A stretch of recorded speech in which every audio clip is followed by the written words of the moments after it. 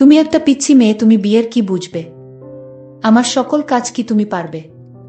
তোমার তো বিয়ের বয়স হয়নি, তাও তুমি বিয়ে করতে পাগল হয়ে গেছো কেন? পিচ্ছি মেয়েটি তখন বলল, আপনার স্ত্রীর থাইকা আমি বেশি পারবো। আপনার কতটুকু ক্ষমতা আছে আমার তা দেখার আছে।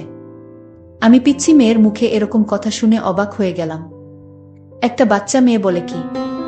মেয়েটা আরো বলল, আপনি আমায় বিয়ে করে দেখেন আমি কি করি। আমি তখন পিচ্ছি মেয়েটাকে বললাম, ঠিক আছে, তাহলে আমি বিয়ের আগে তোমার একটা পরীক্ষা নিতে চাই। যদি পাশ করো তাহলে আমি তোমায় বিয়ে করব। মেয়েটা বলল, আপনার যে কোনো পরীক্ষায় আমি পাশ করতে পারবো। তারপর আমি পিচ্ছি মেয়েটাকে নিয়ে হোটেলে গেলাম। পিচ্ছি মেয়েটা রাতে আমার সাথে। আমার তো বিশ্বাস হচ্ছে না, কি করে সম্ভব এই বাচ্চা মেয়ের ধারা। বাকি ঘটনাটি গল্পতেই বলছি। 2 দিনের ছুটিতে বাসায় এসে হতভম্ব হয়ে বসে আছি আমি। যাকে খালাতো বোন কম নিজের বোন বলে জেনে এসেছি ছোটবেলা থেকে, সেই পিচ্চি হিমার সাথে আমার মা আমার বিয়ে ঠিক করেছে। আর বলেছে বিয়ে না করলে সে নাকি মরে যাবে। ও আচ্ছা, আমার পরিচয়টা দেই। আমি মানিক, বিসিএস এ প্রশাসন ক্যাডারের সহকারী কমিশনার পদের সেই 323 জনের মধ্যে একজন। যেখানে সরকারি চাকরি মানেই সোনার হরিণ, সেখানে বিসিএস প্রাপ্তরা হলো হীরার খনি। না, এটা আমার মতামত নয়। আমি বিসিএস পাওয়ার আগেও যেমন সাধারণ ছিলাম, এখনো তাই আছি, তবে মানুষজনের ভাবসাব এ নিজেকে অসাধারণ ভাবতে হয় খানিকটা। সে যাক থাক ভেবেছিলাম এবার মাকে হাসনার জন্য রাজি করাবো। কিন্তু যখনই আমি হাসনার কথা তুললাম, সাথে সাথে মায়ের চেহারা আগুনের মতন জ্বলে উঠল। আমি এবারও তাকে আমার ডিসিশন দিলাম না, কেবল তার ডিসিশনের জন্য কিছুক্ষণ দাঁড়িয়ে রইলাম। কিন্তু তারপর মা যা বলল তা তো অসম্ভব। আমার পিচ্চি খালাতো বোনকে আমি বিয়ে করব কি না সেটা নিয়ে আমার মায়ের মাথা ব্যথা নেই।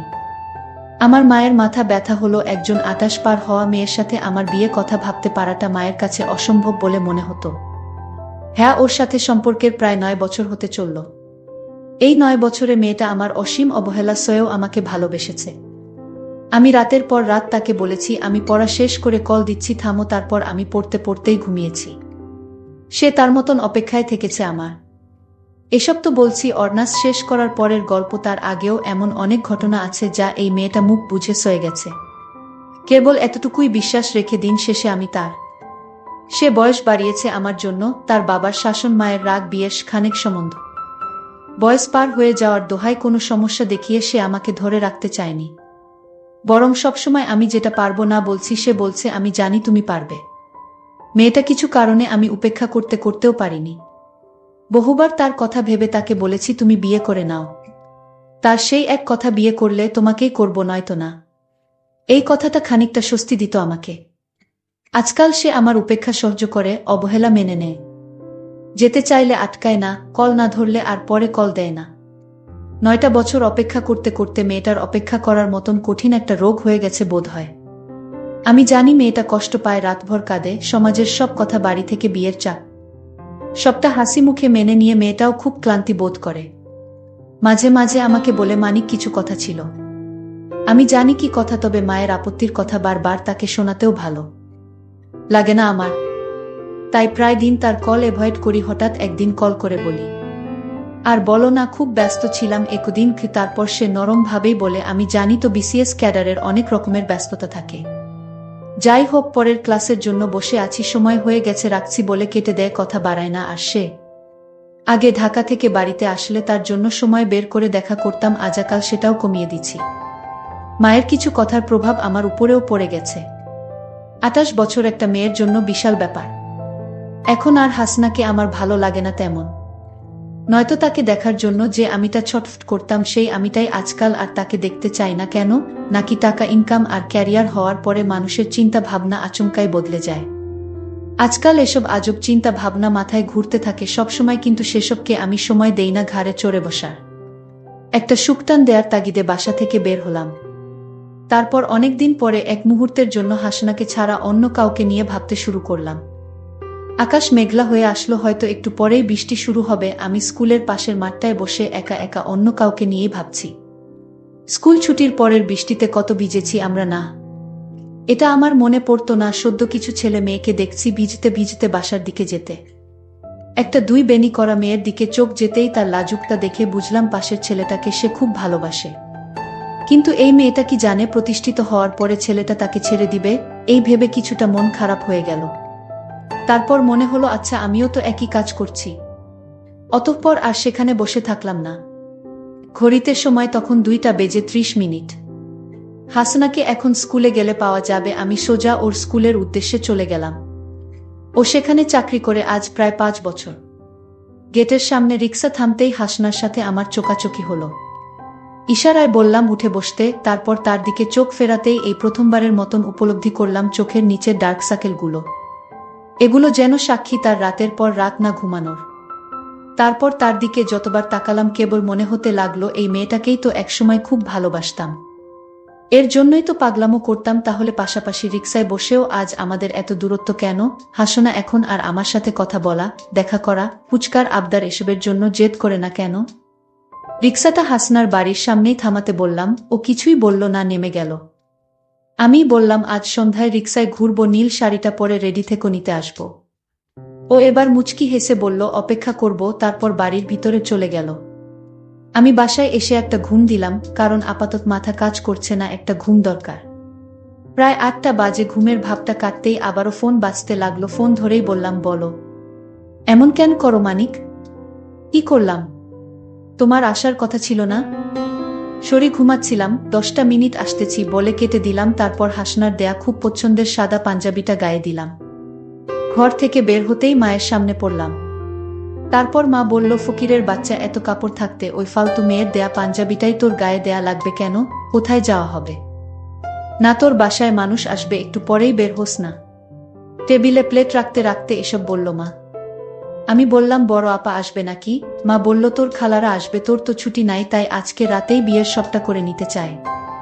আমি অবাক হলাম, তবে কিছু বললাম না। আবার রুমে এসে কিছুক্ষণ বসে থাকলাম। তারপর হাসনাকে কল দিয়ে বললাম নিয়ে বের হও, আর তোমার ভোটার আইডিটা একটু দরকার আছে, নিয়ে এসো মনে করে। ও বিশেষ কিছু জানতে চাইল না, বলল আচ্ছা। তারপর আমি এখন ওকে নিয়ে কাজী অফিসে বসে আছি। কাগজপাতি ঠিক হলেই আমরা বিয়ে করব। হাসনার চোখে হীরের চেয়ে বেশি ঝলকানি, আজ যেন ওকে একটু বেশিই সুন্দর লাগছে, একদম হুরদের চেয়েও বেশি সুন্দরী। বিয়ে পাত চুকিয়ে আমি হাসনাকে নিয়ে বাড়ি ফিরলাম। দরজায় দাঁড়াতেই সবাই আমাদের দেখে হতরম্ব। মা ওকে দেখেই যা নয় তা বলা শুরু করে দিল। বড় আপা এগিয়ে এসে হাসনাকে বাড়ির ভিতরে সোফায় নিয়ে বসালো। তারপর বলল এতদিনে একটা কাজের কাজ করেছিস ভাই। মা আপার কথায় অগ্নিমূর্তির ন্যায় বিগড়ে গেল। তারপর আবারও হাসনাকে বকতে লাগলো। তখন আমি বলা শুরু করলাম, মা এই যে তোমার বড় মেয়ে, তার বয়স কত করে বিয়ে দিয়েছিলে যেন? 27। তাও নাকি আপা তোমার কাছে ছোটই ছিল? পাড়া প্রতিবেশী কিছু বললে তার উপরেও ঝাঁপিয়ে পড়তে না করনি, অথচ আপার কত কত সম্বন্ধ ফিরে গেছে, মনে আছে তোমার? তবুও তুমি বলতে আমার মেয়ে এখনো বুড়ি হয়নি, ওর আরো ভালো ঘরে বিয়ে দিব। তারপর একদিন আপার বিয়ে হয়ে গেল, তখনও তোমাকে বলতে শুনতাম মেয়েটাকে আরো কিছু দিন রাখতে পারতাম। তোমার মেয়ে 28-এও তোমার কাছে খুকি ছিল, অথচ কথাটা যখন তোমার ছেলের ঘাড়ে এসে পড়ল তখন অন্যের মেয়েটা বুড়ি। আজকে যদি আমি ভালো পজিশনে না থাকতাম, ভালো টাকা স্যালারি না পেতাম, তখনও কি তোমার মতবাদ এমনই থাকতো? কই, আজ থেকে 5 বছর আগে যখন ওকে তোমার সাথে পরিচয় করিয়ে দিলাম, তখন তো তুমিই ওকে বলেছিলে এমন চাঁদ মুখকে কেউ পছন্দ না করে থাকতে পারে।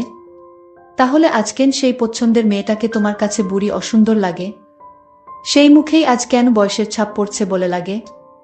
কারণ আজ তোমার ছেলে প্রতিষ্ঠিত, নাকি তুমি কয়েক হাজার টাকার মুখ বেশি দেখছো বলে?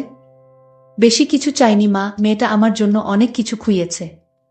একজন মেয়ের বিয়ের বয়স 18 পেরোতেই হয়ে যায়, সেখানে মেয়েটা আমার এত অবহেলা অবজ্ঞা উপেক্ষা সয়েও থেকে গেছে। শুধু আমার নয়, তোমার মতন অনেকের কাছেই তাকে এসব শুনতে হয়েছে, এমনকি সেই তালিকায় তার পরিবারও রয়ে যায়। ওকে আমার জন্য মেনে নিও না মা, মন থেকে মেনে নাও, নয়তো এই সাংসারিক আগুনে আমরা সবাই পুড়ে যাব। মেয়েটা অনেক স্বপ্ন নিয়ে ঘর ছেড়েছে মা, মেনে নাও বলে পায়ে বসে গেলাম। আমার দেখা দেখি হাসনাও এসে মায়ের পায়ের কাছে বসে পড়ল। মা কিছুক্ষণ চুপচাপ দাঁড়িয়ে থেকে আপাকে বলল খালাদের খাইয়ে দিতে, তারপর সে তার রুমে চলে গেল। আমরা আরো কিছুক্ষণ ওভাবেই বসে থেকে নিজেদের দিকে হতবাক হয়ে তাকিয়ে রইলাম। প্রায় 6 মাস কেটে গেছে বিয়ের, এখন আর আমি হাসনাকে অবহেলা করি না। হাসনা আবারও আগের মতন বকবকিয়ে দিনভরের গল্প শোনায়। মা কি বলল কি করলো, আমি প্রায় বলি ঢাকায় আসো সংসার করি, তার এক কথা আমার সংসার ফেলে যাওয়ার জো আছে। মা একটু 19-20 হলেই হাসনা মা কই গেলি বলে বাড়ি মাথায় তুলে রাখে। তেলচুন পান সব কিছুতেই আমি তাহলে বলো এমন সংসার ছেড়ে কোথাও যাওয়া যায়? আমি কেবল হাসি আর ভাবি এই মেয়েটাকে ঠকালে আমি যে নিজেই ঠকে যেতাম। তার কিছুদিন পর আমার খালা বাড়িতে এসে জোরে জোরে চিল্লাতে লাগলো আর বলতে লাগলো, আমার মেয়ের সাথে বিয়ের কথা ছিল, আর আজ তোমার ছেলে একটা বুড়ি মেয়েকে বিয়ে করে এনেছে। এ আমি কিছুতেই মেনে নিতে পারি না। আমার মেয়ে কি কম সুন্দর নাকি? এবার লেখাপড়ায় 2 পয়েন্ট পাইছে, হয়তো তার বয়স কম দেখায়, বাচ্চা মেয়ে তো কি হয়েছে? এর চাইতো কম বয়সী মেয়েরা কি সংসার করতেছে না? খালার মুখে এরকম কথা শুনে আমি অবাক হয়ে গেছি। আমার মাকে বলছে, তুই বোন হয়ে আমার সাথে এরকম বেইমানি করতে পারলি? মা বলল, আমি তো বেইমানি করিনি। আমার ছেলে ভালোবেসে বিয়ে করেছে। আমার ছেলের পছন্দের বাহিরে তো আমি কিছু সিদ্ধান্ত নিতে পারি না। খালা বলল, তাহলে আগে কেন কথা দিয়েছিলে? এখন তো আমার মেয়ে দানাপানি ছেড়ে মরতে বসেছে। মা বলল, এখন আর কি করার আছে আমার বলতো? তোর মেয়েকে বুঝা। খালা বলল, আমার মেয়ের যদি কিছু হয় তাহলে আমি কিন্তু মা ছেলে কাউকে ছাড়ব না। খালার মুখে এরকম কথা শুনে আমি একটু চিন্তায় পড়ে গেলাম। আমি জানি খালা এখন আমার বড় চাকরি হয়েছে, তো তাই আর লোকটাকে সামলাতে পারছে না। আমি এসব ভাবতে লাগলাম। আমার মাকে বললাম, মা তুমি কিছু চিন্তা করো না, তোমার বোনের পিচ্ছি মেয়েকে আমি সব বুঝিয়ে বলবো। আমি আশা করছি সব ঠিক হয়ে যাবে। মা বলল, তাই যেন হয় বাবা। মেয়েটা যদি কিছু করে বসে তাহলে তো তোর উপর ঝামেলা হতে পারে। আমি বললাম, মা এ নিয়ে তুমি কোনো চিন্তা করো না, কিভাবে কি করতে হয় আমার সব জানা আছে। তারপর একদিন খালার পিচ্ছি মেয়েটা হঠাৎ আমাদের বাড়িতে আসলো। আমি তাকে বললাম, আসো তুমি আমার ঘরে আসো। পিচ্ছি মেয়েটা আমার রুমে আসলো। আমি তাকে বসতে বললাম, দেখলাম মেয়েটা কাঁদছে। আমি বললাম, এই মেয়ে তুমি কাঁদছো কেন? মেয়েটা বলল, আমি আপনাকে ভালোবাসি তাই। আমি বললাম, তোমার কি ভালোবাসার বয়স হয়েছে? আর তোমার বিয়ের বয়স হয়নি, এখনই বিয়ের জন্য এত পাগল হয়েছ কেন? পিচ্ছি মেয়েটা বলল, আপনার স্ত্রীর চাইতে আমি আপনাকে বেশি সময় দিতে পারবো। আমার বয়স কম হলেও বিয়ের সকল কার্যক্রম চালিয়ে যেতে পারবো। আমি তো এই পিচ্ছি মেয়ের কথা শুনে অবাক হয়ে গেলাম। ছোট একটা মেয়ে বলে কি? তার মাথায় তামায়ে কি ভূত চাপিয়ে দিচ্ছে নাকি? আমি তখন পিচ্ছি মেয়েটাকে বললাম, আচ্ছা ঠিক আছে, তুমি কিছুদিন অপেক্ষা করো, আমি তোমায় বিয়ে করব। তুমি হবে আমার দ্বিতীয় স্ত্রী, এতে কি তোমার আপত্তি আছে? পিচ্ছি মেয়েটি বলল, আমি শুধু আপনাকে চাই, বিয়ের 1 মাস পর আমায় বিদায় দিয়ে দিয়েন, তাও আমাকে বিয়ে করুন, নইলে আপনাকে ছাড়া আমি বাঁচতে পারবো না। পিচ্ছি মেয়ে এসব কি বলে 1 মাস পর চলে যাবে, তাও তাকে বিয়ে করতে হবে? আমি তো কিছুই বুঝতেছি না, মেয়েটির মাথায় কি সমস্যা আছে নাকি? আমি মেয়েটাকে বললাম, তোমার 1 মাস হলেও চলবে, আর তুমি কিন্তু ছোট, তুমি আমার সকল চাঁদোয়া পূরণ করতে পারবে কি? পিচ্ছি মেয়েটা বলল, একবার আপনার দায়িত্ব দিয়ে দেখেন আমি পারি কিনা। মেয়েটির প্রত্যেকটা কথা আমার কাছে অদ্ভুত বলে মনে হচ্ছে। পিচ্ছি মেয়ের মুখে এসব কথা মানায়। আমি বললাম, ঠিক আছে, আমি তোমাকে পরীক্ষা করতে চাই। মেয়েটা বলল, কি পরীক্ষা করবেন? আমি বললাম, আমি যে তোমাকে বিয়ে করব সেটা আপাতত আমার স্ত্রীকে জানানো যাবে না। বিয়ে হয়ে গেলে পরে জানলে কোনো সমস্যা নাই, কিন্তু আগে যদি তুমি আমার পরীক্ষায় পাশ করতে পারো তাহলে আমি তোমাকে বিয়ে করতে পারবো। মেয়েটি বলল, কি পরীক্ষা? আপনি যে পরীক্ষা দিবেন সেই পরীক্ষায় আমি পাশ করতে পারবো। আমি বললাম, তাহলে তুমি আমার সাথে একদিন দূরে কোথাও যেতে হবে। সে বলল, আপনি জেনে বলবেন সেখানেই যাব। আমি বললাম, তাহলে তোমায় নিয়ে পটুয়াখালী যাব ঘুরতে। সে খুশি হয়ে বলল, ঠিক আছে। আমি পরের দিন তাকে পটুয়াখালী ঘুরতে নিয়ে গেলাম। তারপর রাত হলো, আমরা একটা হোটেলে উঠলাম। তারপর আমি বললাম, আজ রাতেই তোমার পরীক্ষাটা নিবা? আমি বললাম, আচ্ছা তুমি আমায় সত্য করে বলো তো, তুমি কি কাউকে ভালোবাসো? সে বলল, বাসি আপনাকে। আমি বললাম, এটা মিথ্যা, তুমি অন্য একটা ছেলেকে ভালোবাসো, তাই না? সে বলল, না, আমি আপনাকে ছাড়া কাউকে ভালোবাসি না। তারপর যে ছেলেটি তাকে পাগলের মতো ভালোবাসত সেই ছেলেটিকে আমি ডাক দিলাম, দিদার তুমি আসো তো। দিদার, তুমি সব খুলে বলো। দিদার বলল, স্যার, আপনার খালাতো বোন আমায় পাগলের মতো ভালোবাসতো, কিন্তু আপনার যখন বড় চাকরি হয়ে গেছে তখন আপনার খালা তাকে আপনার কাছে বিয়ে দিতে চায়। আপনার খালা বলল, দরকার হয় একদিনের জন্য ওকে বিয়ে কর। কারণ তার সম্পত্তির ভাগ আমি চাই।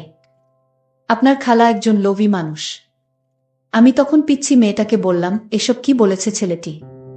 পিচ্ছি মেয়েটি বলল, আমার কোনো দোষ নাই, সকল দোষ আমার মায়ের। কারণ আমি মায়ের পরামর্শে আমি আপনার সাথে বিয়ের নাটক করতে বাধ্য হয়েছি। আপনি আমাকে ক্ষমা করে দেন। আমি পিচ্ছি মেয়েটাকে বললাম, আমি তোমায় মাফ করতে পারি, তবে আমি তোমাকে 2 বিঘা জমি তোমার নামে বিক্রি করে দিলাম। আর সেই টাকাটা দিয়ে তোমরা দুজন বিয়ে করে সুখে থাকো। আমি বুঝি ভালোবাসার কি মর্ম।